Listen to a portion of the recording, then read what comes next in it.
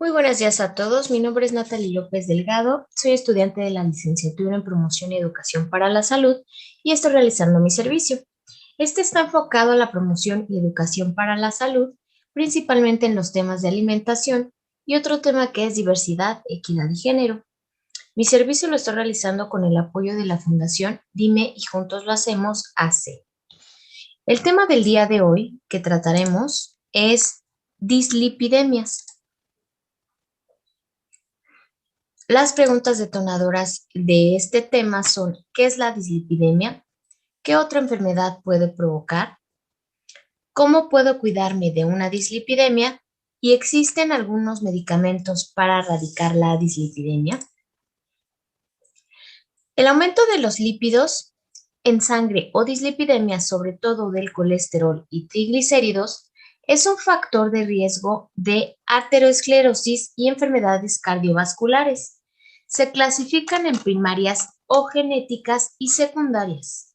Se diagnostican con la determinación de la colesterolemia, trigliceridemia o ambas, además de las lipoproteínas séricas como las lipoproteínas de alta densidad o HDL y de baja densidad LDL. Las dislipidemias o hiperlipidemias son trastornos de los lípidos en la sangre caracterizados por el aumento de los niveles de colesterol o hipercolesterolemia o incrementos de las concentraciones de triglicéridos, TG o hipertrigliceridemia. Son entidades frecuentes en la práctica médica que acompañan en diversas alteraciones como la diabetes mellitus tipo 2, la gota, el alcoholismo, la insuficiencia renal crónica, el hipotiroidismo, síndrome metabólico o el empleo de algunos fármacos de prevalencia. Un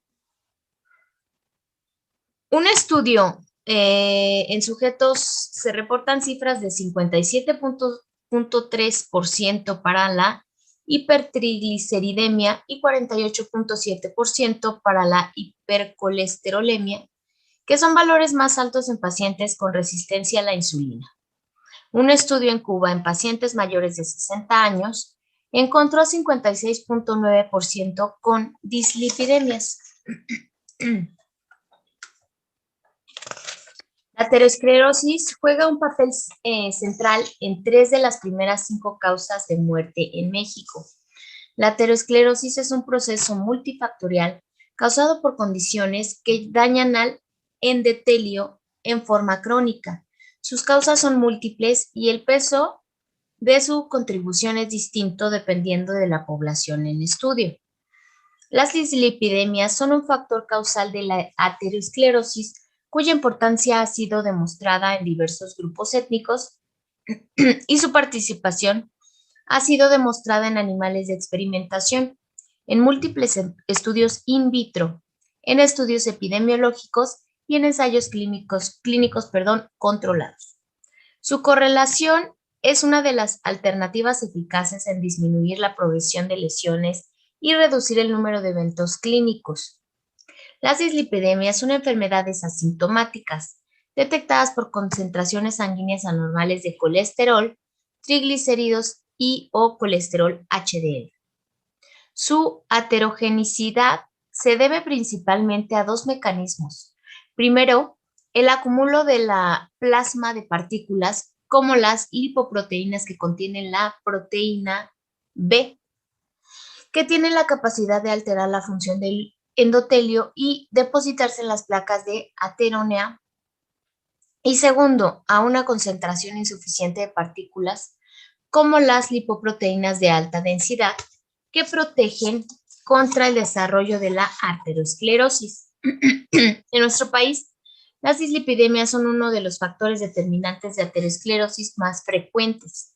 El 48.4% de los adultos con edades entre 20 y 69 años que viven en zonas urbanas tienen concentraciones bajas de 35 miligramos de DL, que es de colesterol HDL, marcador clínico usado para estimar la concentración de las lipoproteínas de alta densidad.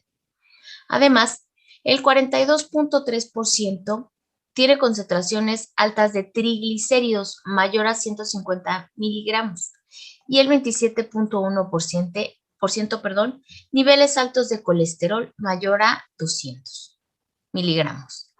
Su prevalencia es aún mayor en sujetos con diabetes, hipertensión arterial, sobrepeso, y por ello todo médico de primer contacto debe de ser capaz de diagnosticar y tratar dislipidemias más frecuentes. El Programa Nacional de Educación en Colesterol, publicado en 2001, recomendó la medición de un perfil de lípidos, que son colesterol, triglicéridos y colesterol HDL, al menos cada 5 años en adultos de 20 años a mayores. Las evaluaciones deben de ser frecuentes en sujetos con múltiples riesgos o casos con niveles limítrofes altos de colesterol, en quienes el promedio de varias mediciones servirá para medir el tratamiento. La periodicidad de las mediciones se basó en que las concentraciones de colesterol aumentan con la edad y el aumento de peso propio del envejecimiento. Esto quiere decir que si, por ejemplo, alguna persona tiene hipertensión, diabetes, alguna enfermedad, más bien genéticamente de los padres, abuelos, etcétera, que tengan alguna de estas enfermedades, tiene que hacerse el estudio de colesterol más bien para poder identificar si existe alguna dislipidemia.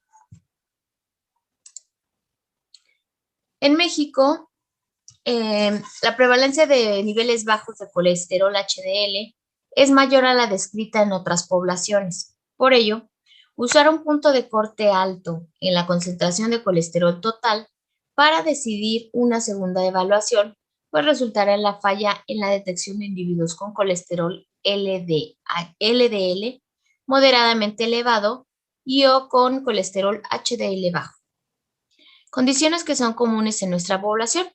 Por lo anterior, se recomienda considerar los puntos de corte para indicar una segunda evaluación. Se requieren de estudios de población abierta para la selección de punto de corte con la mejor sensibilidad y especificidad.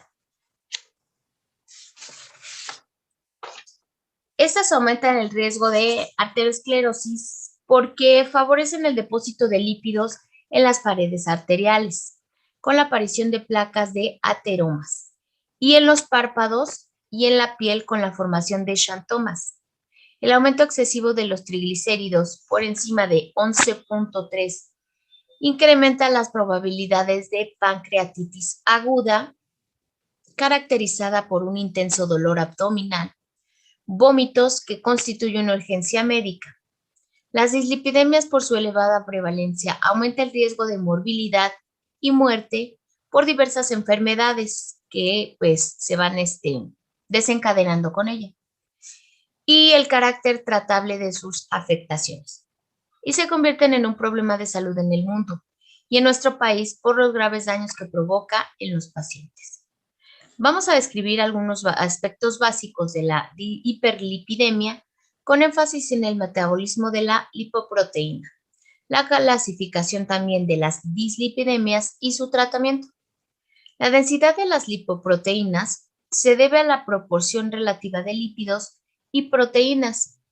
Las lipoproteínas más ricas en lípidos son los kilomicrones y las abundantes en proteínas son las lipoproteínas en alta densidad, HDL. La composición de las lipoproteínas varía por el intercambio de lípidos y lipoproteínas que sufren. Los lípidos de la dieta, principalmente los TG, y en menos proporción de colesterol y otros, son digeridos por el tracto gastrointestinal por acción de enzimas como las lipasas, con la ayuda de las sales biliares y absorbidos por la mucosa del intestino delgado. En el duodeno, primera proporción del intestino delgado, se originan los kilomicrones que pasan por la circulación linfática y son las lipoproteínas responsables de transportar en la sangre los TG de origen exógeno y dietético. La clasificación de las dislipidemias, según Fredrickson, divide las hiperlipidemias en 6 grupos según los patrones de aumento de lípidos y lipoproteínas, como lo vemos en este cuadro. Lipoproteína aumentada, tipo, lipoproteína no aumentada, lípidos aumentados. El número 1 es kilomicrones, que son los triglicéridos. Número 2A, LDL, que es el colesterol. 2B, LDL y VLDL, colesterol y triglicéridos. Número 3, VLDL y residuos de kilomicrones, que son los triglicéridos y el colesterol. Número 4, VLDL, que son los triglicéridos. Número 5, kilomicrones y VLDL, que son los triglicéridos y colesterol. Ok. Entonces, como podemos darnos cuenta, el colesterol y los triglicéridos son factores de riesgo y las razones para medirlos, pues, es la siguiente clasificación. Antes que esto, pues, las dislipidemias secundarias constituyen la mayoría de los casos de dislipidemia en adultos. La causa más frecuente, pues, es el estilo de vida sedentario con ingesta elevada de grasas saturadas, como la manteca de origen animal, la carne de cerdo y otras.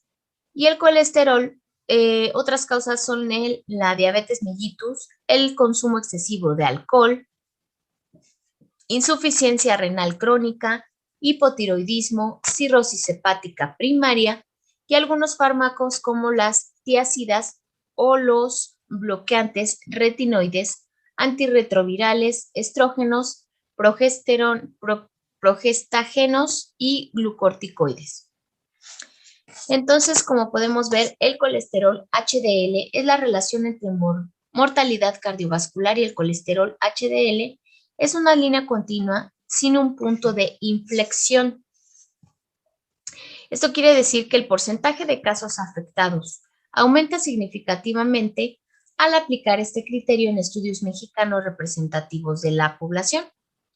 El 48.4% de los adultos entre 20 y 69 años que viven en zonas urbanas, pues tienen un colesterol mayor a 35 miligramos. Al aplicar el criterio de 40 miligramos, aumenta el porcentaje a 60%. El alto porcentaje de la población considerado como afectado por el nuevo criterio y la pobre sustentación del cambio obliga a meditar sobre la aplicabilidad de nuestra población para seleccionar el criterio diagnóstico que se requiere dar datos obtenidos de estudios prospectivos hechos en poblaciones mexicanas. Es necesario, pues, conocer el riesgo absoluto al que se asocian las distintas concentraciones de colesterol HDL. Este riesgo, pues, varía entre los grupos étnicos. Pues los triglicéridos, como podemos ver, son múltiples autores que han demostrado que los triglicéridos son un factor de riesgo independiente. Sin embargo, errores conceptuales en el análisis de los datos han generado una gran controversia al respecto. Los mecanismos por los que la hipertrigliceridemia se asocia a la aterosclerosis son múltiples e interrelacionados.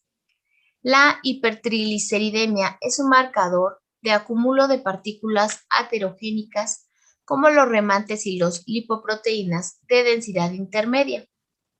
Además, es causa de colesterol HDL bajo, de predominancia entre las LDL, de sus subclases pequeñas y densas, de cambios procoagulantes y de menor actividad fibronilítica. Se asocia a mayor prevalencia de diabetes, obesidad e hipertensión arterial. El colesterol total y colesterol LDL, la heterogenicidad del colesterol y el colesterol LDL ha sido demostrada en múltiples estudios epidemiológicos con el empleo de animales transgénicos y un estudio clínico controlado. El colesterol total se considera deseable si es menor de 200 miligramos, limítrofe si es de 200 a 239 y alto si es mayor a 240. Estos puntos de corte pues fueron seleccionados de estudios epidemiológicos en los que se observó que la relación entre el colesterol y la mortalidad cardiovascular es logarítmica con 2 puntos de inflexión. Pues son más conceptos médicos, se podría decir, pero pues también nos pueden ayudar a poder conocer un poquito más y saber cómo podemos protegernos de estas enfermedades. El colesterol no HDL, que es la estimación del colesterol LDL, tiene serias limitaciones para su uso en poblaciones con prevalencia de alta hipergliceridemia. La fórmula de Frediwer estima el colesterol LDL por sustracción, es decir, elimina el colesterol total, la concentración de colesterol transportado en otras partículas distintas a la LDL. La división triglicéridos pretende estimar la cantidad de colesterol transportando en las VLDL. Este concepto es cierto en individuos normales. La precisión de la fórmula es casi perfecta si los triglicéridos son menores de 200 miligramos. A mayor concentración de triglicéridos, pues mayor será la cantidad de remanentes acumulados.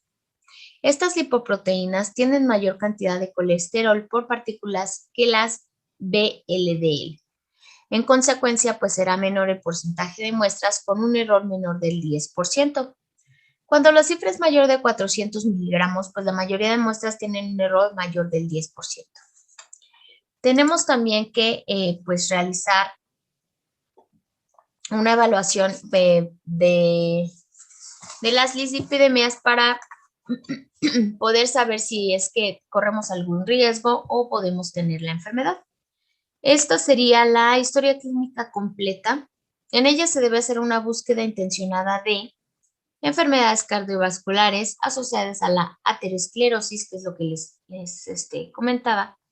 La historia familiar de muertes cardiovasculares prematuras, pancreatitis, hipertensión arterial, diabetes, obesidad o dislipidemias, que es si algún familiar cercano de sangre o genéticamente podría haber tenido alguna de estas enfermedades.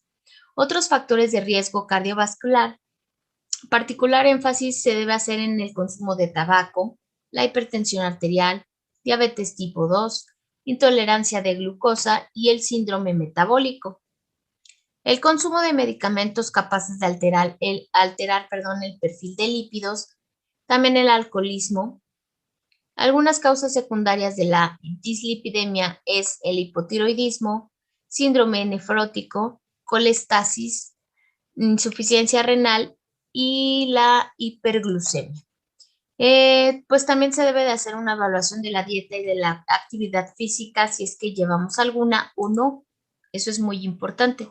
Estas son las enfermedades que van asociadas con la dislipidemia que se van creando o se van sí, se van creando junto con la dislipidemia y es lo que nos puede afectar un poco más. Pues los tratamientos, el objetivo final de los tratamientos es prevenir la aparición a los frecuentes eventos cardiovasculares. La reducción de los lípidos séricos es solo una meta intermedia. Para alcanzar el fin último, todos los factores de riesgo modificables, hipertensión, diabetes y consumo de tabaco, pues deben ser detectados y tratados. Por ello, el tratamiento debe ser administrado a los sujetos con la mayor probabilidad de recibir los beneficios del manejo. Este precepto es crucial en sistemas de salud con escasez de recursos económicos. Sin embargo, su validez no impide para cualquier individuo que pueda reducir su riesgo vascular al normalizar sus lípidos sanguíneos.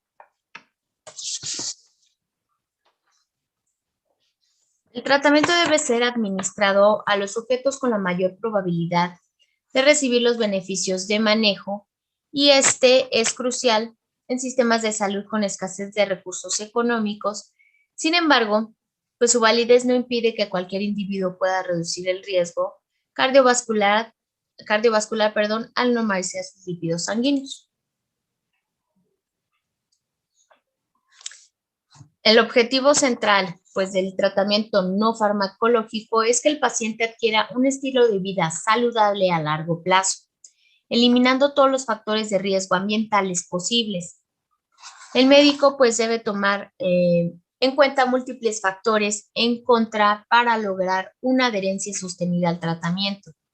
El costo, las modificaciones necesarias al estilo de vida, la ausencia de beneficios palpables a corto plazo y el carácter asintomático de las dislipidemias explican el bajo porcentaje de adherencia al tratamiento a 2 años, aún con medicamentos también tolerados como las estatinas, perdón, y los fibrados. Las estatinas o los medicamentos deben ser, pues, administrados por un médico y pues es difícil también controlar la forma de llevar un tratamiento. Es muy útil también incorporar a la familia en el tratamiento, ya que su integración facilitará que el paciente se apegue a la dieta y realice el ejercicio. La creación de folletos en que se pueda explicar la naturaleza de la enfermedad y recomendaciones prácticas sobre ejercicio y dieta, pues son métodos útiles para reforzar las indicaciones del médico. Independientemente de la causa de la dislipidemia, la pérdida de peso resulta una disminución de la concentración de colesterol total, triglicéridos y apoproteína B. En pacientes con obesidad centrípeta, una pérdida tan pequeña como el 3% de su peso inicial es suficiente para reducir o normalizar significativamente los lípidos séricos. La modificación de la alimentación pues juega un papel fundamental en el manejo de las dislipidemias. Su importancia es aún mayor en los sujetos con hipertrigliceridemia o hiperlipidemia mixta. Y es la razón más frecuente por la que el tratamiento falla. Por la cronicidad de la dislipidemia, el tratamiento dietético es permanente. El paciente debe entenderlo como la forma en que debe alimentarse y vivir ahora y no como un tratamiento temporal. El médico y el licenciado en nutriología deben poner diversas alternativas en la dieta hasta encontrar aquella en la que el paciente pueda pues adaptarse. El ejercicio también es uno de los componentes más importantes en el tratamiento. Sin embargo, para poder obtener estos beneficios es necesario que practique regularmente, ya que sus efectos pues solo son algunos días después de su suspensión. Las estatinas son los medicamentos pues de primera elección, inhibidores competitivos de la HMG-CoA reductasa, la enzima limitante en la síntesis de colesterol. En estudios in vitro tienen propiedades antioxidantes, disminuyen algunos factores que favorecen la trombosis, mejoran la fibronilosis y algunas de ellas podrían disminuir la proliferación de células de músculo liso en la pared vascular y la producción de enzimas proteoicas que facilitan la ruptura de las placas de ateroma. La ezetimiba, las resinas y el ácido nicotínico son fármacos de segunda elección. La ezetimiba es un inhibidor selectivo de la absorción de colesterol en el intestino y reduce 15% de la concentración de colesterol. Sin embargo, sus efectos se potencian al combinarlo con una estatina. Entonces, pues hay que tener cuidado y eso es bajo prescripción médica, no podemos nosotros estarnos automedicando. Las resinas son también algunos medicamentos que se pueden ocupar para las dislipidemias.